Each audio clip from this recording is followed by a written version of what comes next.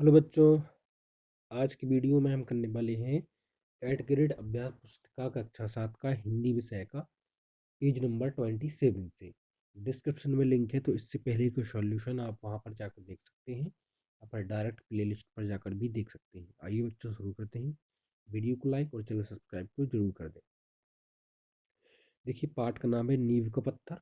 और नींव का पत्थर मतलब होता है क्या, मतलब कि आधार कैसा है आपकी किसी भी काम करने का। यदि आधार मजबूत हो, ठीक है बच्चों, यदि हम कोई मकान बनाते हैं तो उसका आधार यानी बेस, जो नींव होती है, उसको हम मजबूत ही बनाते हैं। ठीक है बच्चों, तो अगर वो मजबूत हो तो हमारा जो हमें सफलता जरूर मिलती है इस तरह से।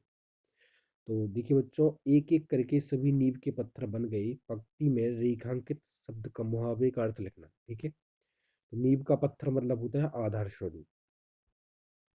लक्ष्मीबाई की सहेलियों के क्या नाम थे? तो जूही और मुंदर। ये दोनों जो हैं लक्ष्मीबाई की सहेलियों के नाम थे।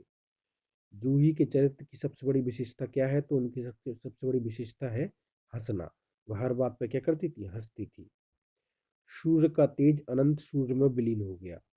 पंक्ति का अर्थ स्पष्ट करें। तो देखो बच्चों, सूर्य के अंतहीन तेज से स्वयं चूकने वाली वीरांगना अब उसी तेज में विलीन हो गई, अमर हो गई। ओके। रानी लक्ष्मीबाई की चरित्र की कोई चार विशेषताएं पाठ के आधार पर लिखी। तो बच्चों की चार विशेषताएं हैं: मातृभूमि के प्रति प्रेम, दृढ़ निश्चयी, निडर और जन सेवा। जन सेवा भी करती थी। ठीक है, तो ये उनकी चरित्र की चार विशेषताएं हैं। स्वराज्य शब्द का प्रयोग करते हुए तीन वाक्य बनाइए। स्वराज्य मतलब होता है स्वयं कर, है ना। तो देखो बच्चों, स्वराज्य हमारा अधिकार है। स्वराज्य की लड़ाई के लिए हम कुछ भी करेंगे और स्वराज हम लेकर रहेंगे। ये जो है तीन वाक्य बन गए हैं। इसमें से कुछ आप अपने हिसाब से भी बनाए।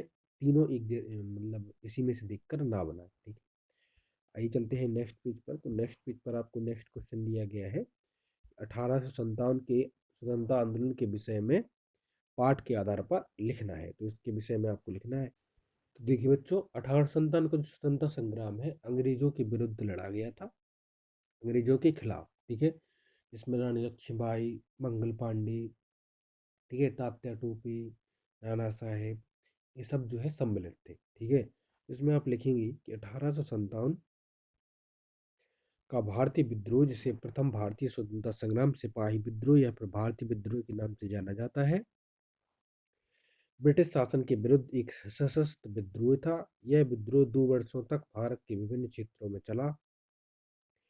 इस विद्रोह का आरंभ छावनी क्षेत्रों में छोटी झड़प तथा आगजनी से हुआ, परंतु जनवरी मास तक इसने एक बड़ा रूप ले लिया। विद्रोह का अंत भारत में ईस्ट इंडिया कंपनी के शासन की समाप्ति के साथ हुआ और पूरे भारत पर ब्रिटिश राज का प्रत्यक्ष जो शासन है वो आरंभ हो गया। अगले कितने 90 वर्षों तक चला। ठीक है, इस तरह से आप इसको कंप्लीट कर देंगे। तो चलते हैं नेक्स्ट क्वेश्चन पर।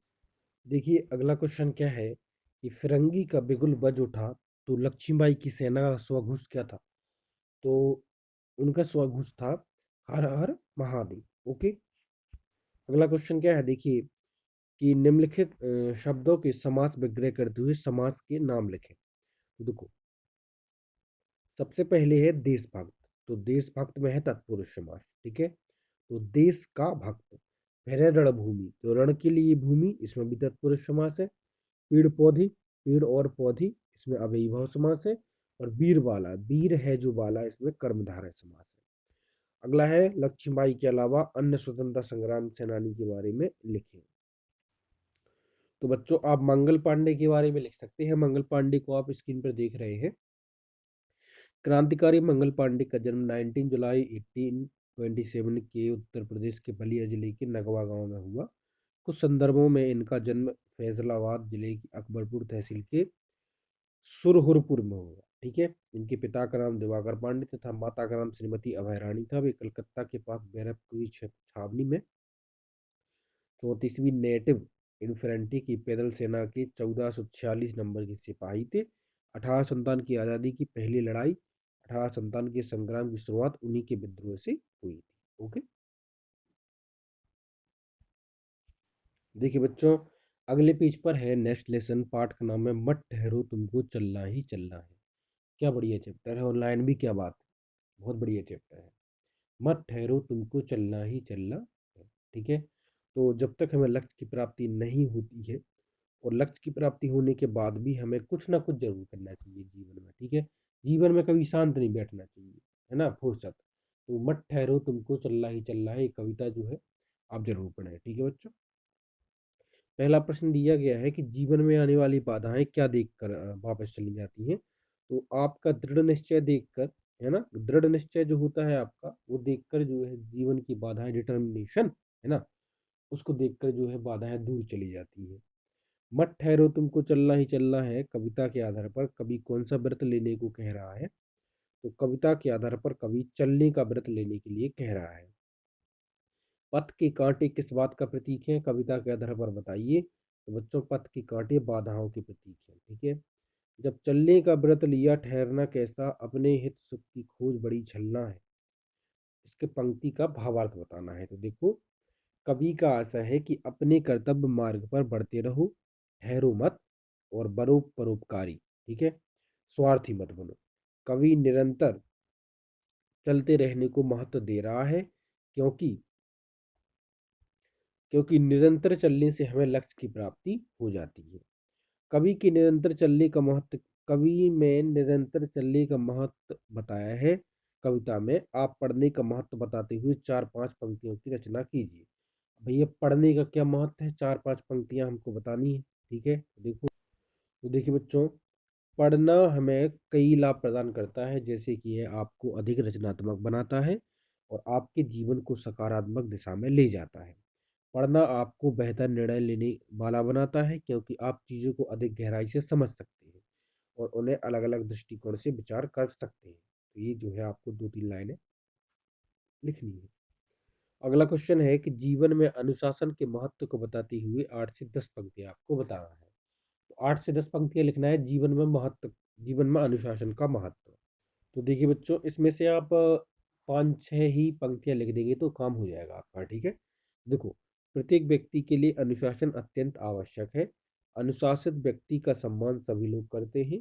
अनुशासित व्यक्ति अपना सभी काम समय से करता है।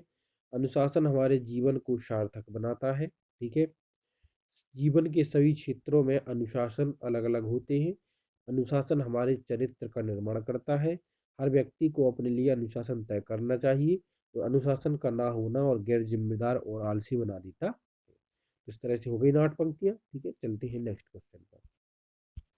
अगला क्वेश्चन क्या है, देखिए, दृढ़ निश्चय लख भी स्वयं चली जाती हैं। तो लख का अर्थ हो गया क्या, तो लख का अर्थ हो गया यहाँ पर देखकर, कि दृढ़ निश्चय देखकर भी स्वयं चली जाती है। कर लिया काम भज लिया राम, यह सच है अक्सर खोकर तो सदा हाथ मल्ला है। तो देखो, इसका अर्थ हो गया, यदि तुमने अपने कर्तव्य का पालन किया हुआ है तो समझो तुमने तुमने यहाँ से लिखना है, फिर राम का भजन कर लिया, और यदि समय गवा दिया तो पछताना पड़ेगा। ठीक है, अगला है कविता के महत्व, कविता के आधार पर चलना शब्द का अर्थ लिखते हुए बताइए कि कब जीवन में आगे बढ़ना क्यों महत्वपूर्ण है। तो बच्चों, इसका आंसर आपको स्क्रीन पर दिख रहा है कि कवि निरंतर चलते रहने को महत्व इसलिए दे रहा है क्योंकि ठहरना पतन और मृत्यु का प्रतीक है। जीवन में ठहराव अवनति लाता है। हमें अपना समय व्यर्थ नहीं गंवाना चाहिए। अपनी जिम्मेदारी का निभाना ही ईश्वर की पूजा है। अतः प्रत्येक क्षण का सही उपयोग करते हुए काम को पूरा करें, नहीं तो काम करने के उचित अवसर के बीच जाने पर हमें पछताना पड़ेगा। इस तरह से इस वीडियो को यही विराम दिया जाता है। आपसे मिलते हैं हम नेक्स्ट वीडियो में बच्चों। Take care.